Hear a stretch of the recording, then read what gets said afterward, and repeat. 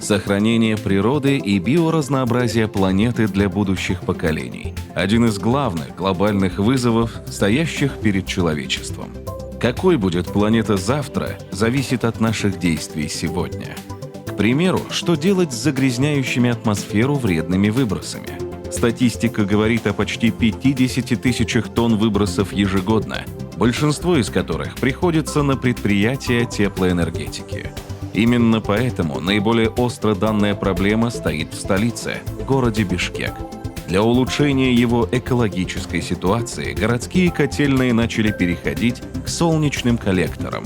Впервые в Кыргызстане были уже поставлены большие объемы гелиоколлекторов, солнечные батареи, в трех котельнях, это Ортосай, и рабочий городок – это улица Гагарина, и котельная Ротор – это микрорайон Джал. Было потрачено более 20 миллионов сомов, около 30 миллионов практически, было потрачено из фонда охраны природы. И сейчас эти три котельни практически выбросов нет, потому что они дополнительно работают на газе, очень малый объем газов, но в основном работают на гелиоколлекторах. И, к примеру, если сказать про Ротор, там более 7 тысяч абонентов, которые именно получают горячую воду и отопление именно от этих гелиоколлекторов. Сейчас оно уже работает практически, и срок гарантии этих гелиоколлекторов 25 лет эксплуатация. Применение гелиоустановок для нагрева воды перспективно по ряду причин. С точки зрения экологии это позволяет снизить вредные выбросы в атмосферу. С точки зрения экономики уменьшает расходы на различные энергоносители.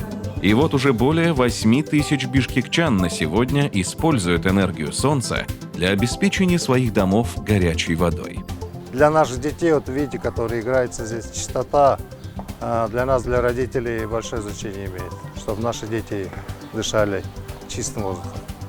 Другим примером бережного отношения к окружающей среде стало строительство дошкольного учреждения в Кеминском районе с применением энергоэффективных подходов.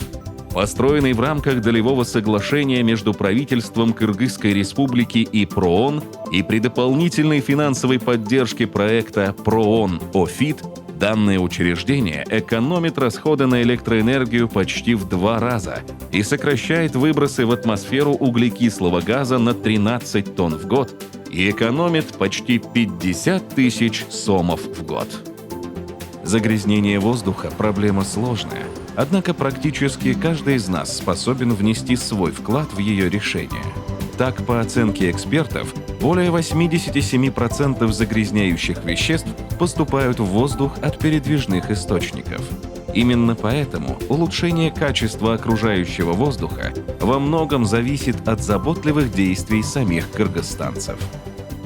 Я использую самокат, потому что это, во-первых, удобно, очень быстро, быстрее, чем пешком. Так, я считаю, это классная альтернатива, плюс она экологичная. Будет круто, если все будут переходить на альтернативные виды транспорта. Троллейбусы, самокаты, я не знаю, велосипеды. И так мы сможем помочь экологии. Ежегодно в мире производятся миллионы тонн текстиля и обуви. При этом только одежде, выбрасываемой в мусорные баки, можно было бы дать вторую жизнь на 95%. Покупать меньше, перерабатывать больше – вот лозунг современных защитников природы. Ежегодно производится слишком много одежды, и люди не могут ее износить полностью. То есть каждый день выбрасывается слишком много мусора. И мне пришла в голову идея вторичного использования старых футболок и плетения из них ковриков. Недавно, 18 мая, я съездила в дом престарелых и сдала все свои коврики, которые сделала. В значительной степени очищению воздуха содействуют зеленые насаждения. Расширение площади лесов и особо охраняемых природных территорий – задача первоочередная. В рамках проекта ПРООН-ГЭФ по сохранению биоразнообразия Западного Тяньшаня, который в настоящее время реализуется в партнерстве с Госагентством охраны окружающей среды и лесного хозяйства, предпринимаются меры по восстановлению деградированных лесов Кыргызстана. На текущем этапе проекта проведены лесовосстановительные работы на площади в 200 гектаров. В планах охват еще 300 гектаров. Мы выращиваем миллионы саженцев, которые в будущем будут посажены на лесокультурном фонде Кыргызской Республики.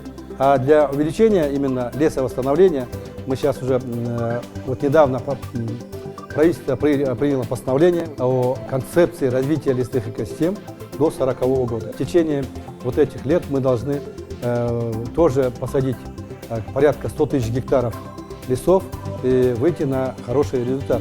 Зачем нам нужно биоразнообразие? Зачем нам нужны заповедники, национальные парки? Это наследие для будущего. Мы хотим сохранить флору, фауну для нашего будущего поколения. И Кыргызстан взял на себя обязательство до 2024 года создать на своей территории порядка 10% от общей площади особо охраняемой природной территории. Еще недавно отношения природы и человека носили односторонний характер. Люди только брали у природы, беспечно считая, что природные богатства безграничны и вечны. Теперь мы приходим к пониманию того, что дальнейшее развитие невозможно без сохранения биоразнообразия и охраны окружающей среды. Кыргызстан сегодня видит себя именно на этом пути, во имя обеспечения экологической стабильности планеты.